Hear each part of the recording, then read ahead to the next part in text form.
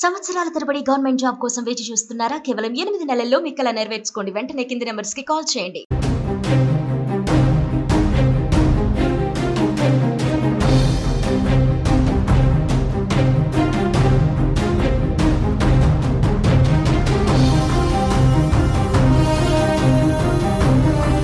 భారత్ చేసిన మెరుపు దాడులతో పాకిస్తాన్ ఉక్కిరిబిక్కిరవుతోంది.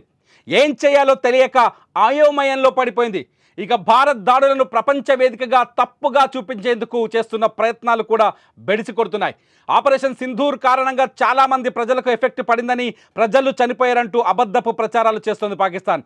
భారత్ దాడులపై పాక్ అమెరికాకు ఫిర్యాదు చేయగా ఊహించని సమాధానం వచ్చినట్టు తెలుస్తోంది. పాకిస్తాన్ జాతీయ భద్రతా సలహాదారుతో America national security adviser Marco Rubio మాట్లాడుతూ కీప్ క్వైట్ అంటూ సమాధానం ఇచ్చినట్టుగా తెలుస్తోంది. కీప్ క్వైట్ అంటే మూసుకొని కూర్చోండి, ఇంకా జరిగింది చాలు అని చెప్పినట్టు. అంతేకాదు భారత్ పాకిస్తాన్ చేసిన దెబ్బకు ఉగ్రవాదులపై చర్యలు తీసుకునే హక్కు భారత్కు పూర్తిగా ఉందని, ఇండియన్ ఆర్మీ చేపట్టిన ఆపరేషన్ సింధూర్పై పాకిస్తానీలు మౌనంగా ఉండటమే చాలా మంచిదని ఆయన చెప్పారు. భారత్ యాక్షన్కి కౌంటర్గా పాక్ ఎలాంటి రియాక్షన్ ఇవ్వకూడదని, ఒకవేళ పాకిస్తాన్ చర్యలు తీసుకుంటే మాత్రం అస్సలు బాగోదని, భారతదేశం మీద యుద్ధం ప్రకటించడానికి ధైర్యం చేయొద్దంటూ పాకిస్తాన్ భద్రతా సలహాదారుకి America national security adviser Marco Rubio చెప్పినట్టు నేషనల్ ఛానల్స్లో వార్తలు వస్తున్నాయి.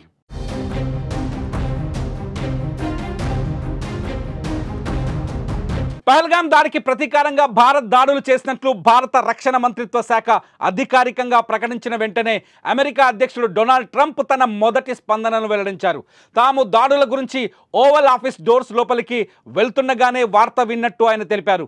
గతం బట్టి చూస్తే ఏదో జరగబోతుందని కొంతమందికి తెలుసు అనుకుంటున్నానని చెప్పిన ట్రంప్, భారత్ పాక్ దేశాల మధ్య చాలా కాలంగా ఘర్షణ వాతావరణం నెలకొని ఉందని అన్నారు. దశాబ్దాలుగా ఇది ఉండదని గుర్తు చేసిన ట్రంప్ ఇది చాలా త్వరగా ముగిసిపోవాలని ఆకాంక్షించారు.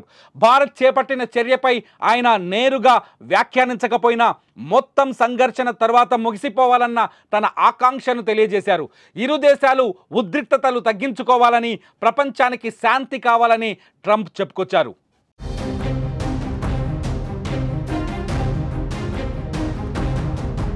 భారత్ చేసిన దాడులపై క్లియర్గా చెబుతోంది, తాము కేవలం ఉగ్ర స్థావరాలపైనే దాడు చేశామని, ప్రజలకు మా వల్ల ఎలాంటి ఎఫెక్ట్ జరగలేదని చెప్పుకొచ్చింది భారత్ దెబ్బతో పాక్ ఊరుకుంటుందా లేదా అన్నది ఇప్పుడు అత్యంత $1 మిలియన్ ప్రశ్నగా కనిపిస్తోంది.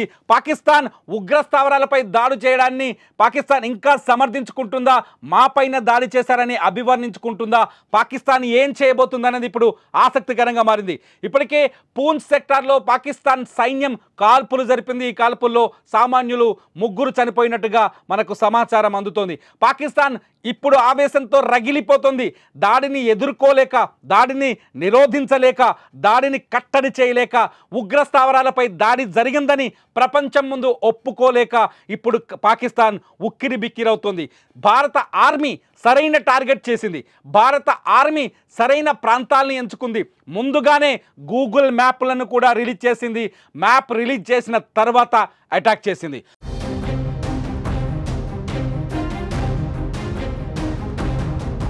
భారత ఆర్మీ టార్గెట్ చేసిన 9 ప్రాంతాల్లో కేవలం ఉగ్రవాద శిబిరాలు మాత్రమే ఉన్నాయి.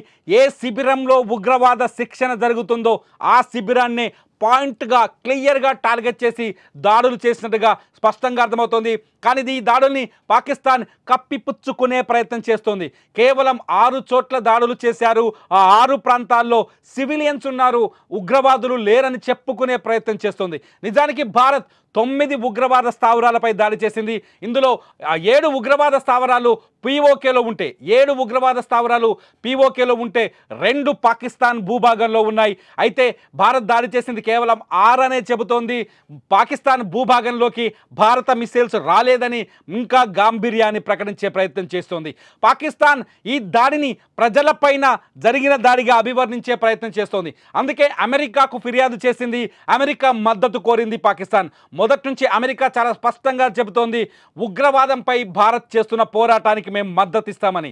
ఇవాళ మార్కో కూడా అదే విషయాన్ని పాకిస్తాన్కి చాలా గట్టిగా చెప్పినట్టుగా అర్థమవుతోంది.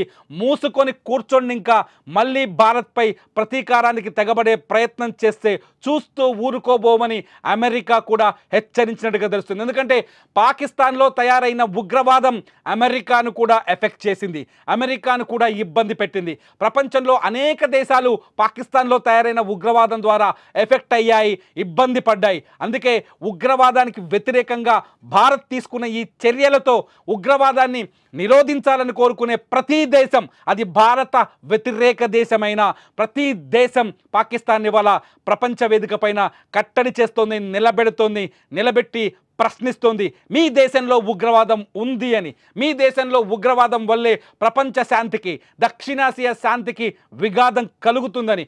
అందుకే భారత్ ఈ తీసుకున్న చర్యల్ని అమెరికా కూడా సమర్థించింది. భారత్ తీసుకున్న ఈ చర్యలకి అమెరికా మద్దతు కూడా లభించింది.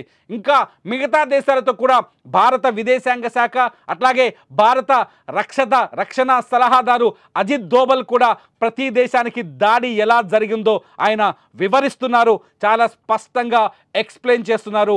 మేము చేసింది ప్రజలపైన దాడి కాదు, కేవలం ఉగ్రవాద సంస్థలపైన, ఉగ్రవాద సంస్థల షెడ్లపైన, స్థావరాలపైన అని చెప్పేసి చాలా స్పష్టంగా పాకిస్తాన్ ఇప్పటికైనా తోక ముడుస్తుందా, పాకిస్తాన్ ఇప్పటికైనా బుద్ధి తెచ్చుకుంటుందా, పాకిస్తాన్ ఇప్పటికైనా తాము చేస్తున్న తప్పుని తెలుసుకుంటుందా, భారత్ లాంటి శాంతియుత దేశాలని ఇబ్బంది పెట్టకూడదని పాకిస్తాన్కి గుణపాఠం నేర్చుకుంటుందా లేదా? అసలు మీరేమనుకుంటున్నారు? అమెరికా మద్దతుని ఎలా భావిస్తున్నారు? పాకిస్తాన్ ఇప్పుడు తోక ముడుస్తుందా లేదా? మీ అభిప్రాయాల్ని ఈ వీడియో కింద కామెంట్ చేయండి. మీ కామెంట్స్ పైన నేను మరో వీడియో చేస్తా. చూస్తూనే ఉండండి సుమన్ టీవీ.